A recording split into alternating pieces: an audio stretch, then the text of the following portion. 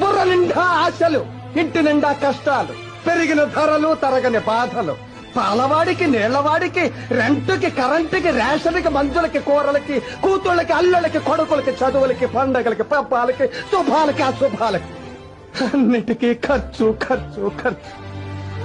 తెల్లవారితే సమస్య, నోరు విప్పితే డబ్బు, అడుగు వేస్తే అప్పు, అన్నిటికీ సాకు 1వ తారీఖు. అది సర్వరోగ నివారిణి. 1వ తారీఖు అని 30 రోజులు ఎదురు చూస్తాను సార్. చివరికి అది ఇలా వచ్చి అలా వెళ్ళిపోతుంది. వరద బాధితులను ఆదుకోవడానికి హెలికాప్టర్ వచ్చి వెళ్ళిపోయినట్టు. 1వ తరగతి వాడికి 2వ తరగతి, 2వ తరగతి వాడికి 3వ తరగతి, ఇలా అన్ని తరగతుల వాళ్ళకి ఎదుగుదల ఉంటుంది. ఒక్క మధ్య తరగతి వాడికి మాత్రం ఎదుగుదల ఉండదు సార్. ఒక్కడు రెక్కలు ముక్కలు చేసుకుని సంపాదిస్తుంటే 10 మంది అడ్డగాడిలా కూర్చుని తినే దౌర్భాగ్య సాంప్రదాయం మారినంత వరకు మా మధ్య తరగతి కుటుంబాల కథ ఇంతే సార్.